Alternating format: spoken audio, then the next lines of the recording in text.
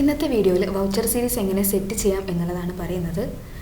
ഇപ്പോൾ നമ്മുടെ application open ചെയ്ത് വരുമ്പോൾ കാണുന്ന ഇൻ്റർഫേസ് ആണിത്. ഇതിൽ ലെഫ്റ്റ് സൈഡിൽ കാണുന്ന മെനു ബാറിൽ താഴത്ത് കാണുന്ന സെറ്റിംഗ്സ് എന്നുള്ള ഓപ്ഷൻ ക്ലിക്ക് ചെയ്യുക. അപ്പം ഇവിടെ നമുക്ക് കുറേ ഓപ്ഷൻസ് അവൈലബിൾ ആണ്. ഇതിൽ വൗച്ചർ എന്നുള്ളത് ക്ലിക്ക് ചെയ്യുക. അപ്പോൾ വൗച്ചർ എന്നുള്ളത് ക്ലിക്ക് ചെയ്യുന്ന ടൈമിൽ ഇവിടെ design studio V2 voucher series എന്നുള്ള ഓപ്ഷൻസ് ഒക്കെ കാണാൻ പറ്റും. ഇതിൽ വൗച്ചർ സീരീസ് എന്നുള്ളത് ക്ലിക്ക് ചെയ്യുന്ന ടൈമിൽ നമുക്ക് ഇവിടെ റൈറ്റ് കോർണറിലായിട്ട് ന്യൂ സീരീസ് സെറ്റ് ചെയ്യാനുള്ള ഓപ്ഷൻ ഉണ്ട്. അവിടെ ന്യൂ സീരീസ് എന്നുള്ളത് ക്ലിക്ക് ചെയ്യുക. അപ്പോൾ നമുക്കിവിടെ കുറേ ഇൻഫർമേഷൻസ് ഫില്ല് ചെയ്യാനുള്ള ഒരു ഫീൽഡാണ് ഇവിടെ കാണുന്നത്. ഇവിടെ നമുക്ക് റിക്വയർഡ് ആയിട്ടുള്ള ഫീൽഡ്സും എല്ലാം നമുക്ക് സെറ്റ് ചെയ്യാനുള്ള ഓപ്ഷൻ ഉണ്ട്.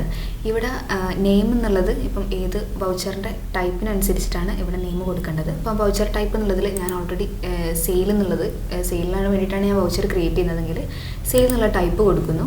അപ്പോൾ അതിനൊരു നെയിമായിട്ട് ഇവിടെ സെയിൽ വൗച്ചർ തന്നെ ഞാൻ കൊടുക്കുന്നുണ്ട്. അത് കൊടുത്തു കഴിഞ്ഞിട്ട് പിന്നെ വരുന്നത് നമുക്ക് പ്രിഫിക്സും സഫിക്സുമാണ്. പ്രിഫിക്സും സഫിക്സും എന്ന് ഉദ്ദേശിക്കുന്നത് നമ്മളിപ്പോൾ സീക്വൻസ് നമ്പറിൻ്റെ ലെഫ്റ്റിലും റൈറ്റിലും ആയിട്ട് വരുന്ന നമ്പേഴ്സോ ലെറ്റേഴ്സോ എന്താണ് നമ്മൾ കൊടുക്കുന്നത് അതിനനുസരിച്ച് വരാനുള്ള ഓപ്ഷനാണ്. അപ്പോൾ ഞാൻ സീക്വൻസ് സ്റ്റാർട്ടിംഗ് നമ്പർ കൊടുക്കാം. അപ്പോൾ ഞാൻ 01 എന്നുള്ളൊരു സീക്വൻസ് സ്റ്റാർട്ടിംഗ് നമ്പർ കൊടുത്തിട്ടുണ്ട്. ഇതിൻ്റെ ലെഫ്റ്റ് സൈഡിൽ വരുന്നതാണ് പ്രീഫിക്സ്, ഇതിൻ്റെ റൈറ്റ് സൈഡിലായിട്ട് വരേണ്ടതാണ് നമ്മൾ സഫിക്സ് ആക്കിയിട്ട് കൊടുക്കേണ്ടത്. അപ്പോൾ ഞാൻ കറൻ്റ് ഇപ്പോൾ ഞാൻ പ്രീഫിക്സ് മാത്രം സെറ്റ് ചെയ്യുന്നുള്ളൂ. ഞാൻ ഇൻവോയ്സിൻ്റെ ഷോർട്ടാക്കിയിട്ട് ഇൻവോയ്സ് എന്നുള്ള ഒരു ഇതിൽ കൊടുത്തിട്ടുണ്ട്. പിന്നെ സഫിക്സ് എന്ന് പറഞ്ഞാൽ ഇപ്പം ഇൻവോയ്സ് വരുന്ന ടൈമിൽ ഇൻവോയ്സ് 01 അത് കഴിഞ്ഞിട്ട് വരേണ്ടതാണ് സഫിക്സിൽ കൊടുക്കേണ്ടത്. അത് നിർബന്ധമില്ല, വേണമെങ്കിൽ കൊടുത്താൽ മതി. പിന്നെ സീക്വൻസിൻ്റെ മിനിമം ലെങ്ത് ആണ്. അപ്പോൾ ഞാനിത് ഇവിടെ ഒരു 4 എന്ന് കൊടുക്കുന്നുണ്ട്.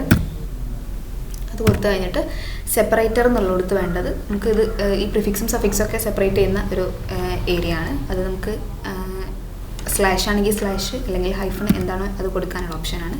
അത് കഴിഞ്ഞിട്ട് സേവ് ചെയ്യുന്നതോട് കൂടിയിട്ട് നമുക്ക് ഇൻവോയ്സ് വൗച്ചർ നമ്പർ ക്രിയേറ്റ് ആയി കഴിഞ്ഞു. അപ്പോൾ ഇതിൽ നമുക്ക് കാണാൻ പറ്റും സെയിലിൻ്റെ വൗച്ചർ ക്രിയേറ്റ് ആയത്.